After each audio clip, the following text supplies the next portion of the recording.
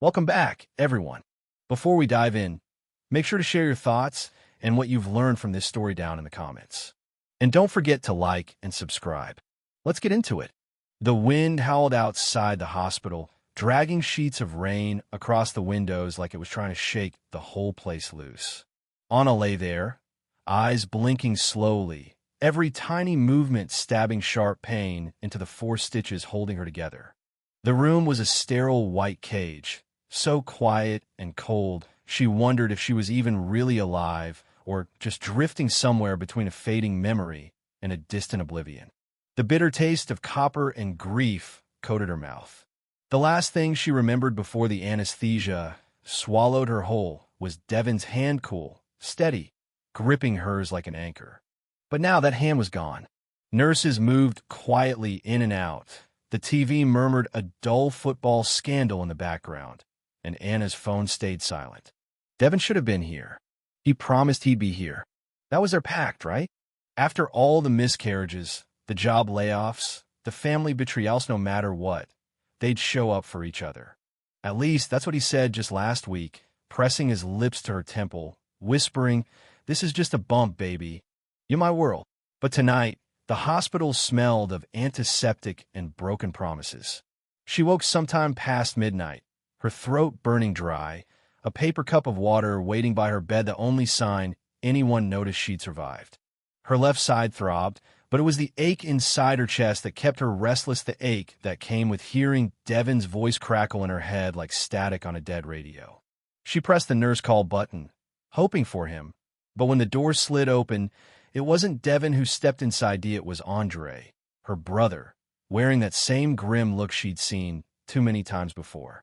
The look that said something terrible had happened. He dropped a bag of barbecue chips on the table, grabbed her hand, and squeezed. "Where's Devon?" she whispered, trying to sound casual, but Andre just looked away, his jaw tightening. "I have to handle something," he said before leaving, handing over her keys and her things from home. Anna stared at the ceiling, her mind spinning. Handle something? What could possibly be more important than this? Andre tried to soothe her. "You need rest. We'll talk in the morning." But sleep didn't come. She scrolled through her finino missed calls, no text from Devon. Just a group chat from her sorority sisters she couldn't bring herself to reply to. In the silence, she could only hear the pounding of her own pulse, and a single question echoed. What did I miss? 3 days in the hospital, filled with pain, blood, constant check-ins, and polite, practiced faces of nurses who didn't know her. Andre brought a milkshake on day 2 and a wig on day 3 to hide the hospital hair, sis. He joked, but Devon never showed. Not a call, not a text, not a flower. When she was finally discharged, Andre wheeled her to the car through the relentless rain. The air was thick, heavy with secrets. At home, the coldness was palpable. Devon's cologne, once so familiar, had vanished from the rooms they once shared. The pink toothbrush was missing from the bathroom. The picture of them laughing in Cabo disappeared from the nightstand. His clothes were gone from the closet, sneakers missing from the rack. He had left her no goodbyes, just a note taped to the fridge, written in his quick, arrogant scrawl. "You'll be okay. Please don't call." Her chest tightened. The walls seemed to tilt, and she sank to the floor, clutching the note until it crumpled in her hand. The first week at home was a fog. Anna moved like a ghost, barely present. Andre checked in daily. Her friend Kia dropped off soup and gossip, but the words barely registered. She went through the motions, showering, eating a little, watching the news. She tried calling Devon once, only to be sent to voicemail. His Instagram had gone private. His Facebook now showed a solo photo of him on a beach, wearing a suit, no caption. Then Kia dropped the bomb. "Girl, he's in Atlanta now with that lawyer chick from Buckhead. My cousins saw them shopping for rings." Anna's hands trembled, picking at her soup. Holding hands, happy. No tears came, just a hollow silence that thickened every day. She stopped answering calls, stopped eating. Andre dragged her outside one afternoon, planting a mug of coffee in her hands on the tiny patch of grass behind her townhouse. "You gonna let him break you?" he asked, eyes locked on hers as dusk settled in. She said nothing, staring at her reflection in the window, wondering what kind of woman gets left behind after surgery, wondering if maybe, just maybe, she was broken. 2 weeks later, a letter Ayurveda court document filed in Fulton County. Devon was filing for divorce. No explicación, no apology. Just the cold, legal words. Irretrievable breakdown. She pressed the paper to her chest, breathing in the sterile scent of ink and reality. He was really gone. Days passed in a numb haze. She drifted room to room, searching for the things that vanished with him: his laugh, his warmth, his sneakers. Nightmares came him turning away from her in a crowd, melting into strangers she couldn't reach. Then one morning, something inside her snapped. She packed a suitcase, booked a ticket to Atlanta. She needed answers. She was done being invisible. The city hit her like a wave-hot, unforgiving July air clinging to her skin. She checked into a hotel near Peachtree, wearing her favorite wig, sunglasses, and a red dress that screamed confidence she didn't feel. She stalked Devon's Instagram, piecing together clues: a tag photo at a rooftop bar, a blurry shot with a woman whose name she recognized from a past lawsuit. She waited 2 days, then spotted them arm in arm outside a courthouse, the woman tall, light-skinned, hair perfectly straight, a diamond ring sparkling like a spotlight on her hand. Devon looked younger, thinner, as if he'd shed the weight of his old life. Anna watched from her car, nails digging into her palm until the pain faded into numbness. She didn't confront him. No need. The truth was written all over his smug face. He was starting a new life, and she wasn't part of it. Back in the hotel room, Anna stared at herself in the mirror. Her face was sharper, older, marked by scars no one could see, especially the one beneath her collarbone. She touched it gently and realized she'd been cut in more ways than one. The next day, she flew home. Texted Andra, "I'm back. I'm done." She started going outside, walking the block, talking to neighbors. Let Kia drag her out for drinks in Edgewood. She surrounded herself with laughter and love again. She cut her hair, stopped checking Devon's socials. But something else was growing beneath the surface: gold, focused, fierce. She had work to do. She was more than a wife, more than a woman left behind. She was Anna LaRue, and she'd built more than a marriage. Weeks passed in her home office. Files, spreadsheets, plans spread across the desk. Quiet calls to lawyers, advisors, people Devon never knew, never cared to meet.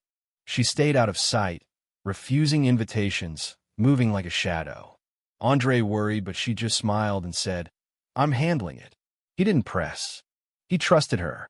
Every day, she pieced herself back together, not hoping for Devon's return, but with the will to reclaim what was hers, to rise from the ruins. Early September brought news that changed everything. A local tech company, Novatech, was being acquired by an anonymous investor. Business news buzzed with guesses, but no one knew the buyer's identity. Devon, meanwhile, flaunted his new life across Atlanta: parties, fast cars, a startup he boasted about launching. Kia's cousin whispered rumors of lavish spending and loud nights. Anna watched it all silently. Let him spend, let him brag, let him think he'd won. But behind the scenes, she was closing doors, cutting ties, moving money. She played the role of lost, defeated woman so well that even Andre worried. But behind closed doors, she was negotiating with lawyers in New York, financial managers in Houston, venture capitalists in Oakland. Her tone was sharp, precise. Every question, every detail mattered. Nights were hardest. Lying awake, she heard Devon's voice, saw his smile, his touch at parties. But she forced herself to remember the hospital, the silence, his cold last message. She built walls, now learned to sleep alone, but never truly alone. Andre called every day. Kia sent memes and check-in texts. Her mother sent Bible verses, the only way she knew to say, "I love you. Keep going." Deep down, Anna knew she was moving towards something no one else could see. Then, 6 weeks after that night in the hospital, the headline broke. Mystery billionaire acquires controlling shares in Novatech. Corporate America was shaken. CNN, Bloomberg, Black enterprise reporters scrambled to find the new owner. The number stunned every Ionia $10 billion deal that echoed across the business world. At a press conference in Midtown Atlanta, a black woman in a sharp-tailored suit stepped to the podium. Eyes steady, voice calm. "Thank you for being here. My name is Al Jones, and as of today, I am the CEO of Novatech." No one recognized her as Anna Laranat yet. She wore a new name, a new life, and a look that dared anyone to underestimate her. Devin saw it all from the crumbling condo he'd rented with his new wife. The startup he'd bet everything on was collapsing. Investors pulled out, the market soured, bills piled up. He watched numb as the woman he'd left behind walked across the screen like a ghost come to collect a debt. He called. The number disconnected. He emailed. It bounced back. Tried through Kia, through Andre, through a Mo one would give him a way in. He was outside looking in, while the world moved on without him. Meanwhile, Anna built something new. Her team was sharp, diverse, loyal women from Spelman, coders from the West End, designers from Oakland. She worked long nights, led with vision, and never looked back. She didn't need to. She'd taken the company, the power, the future.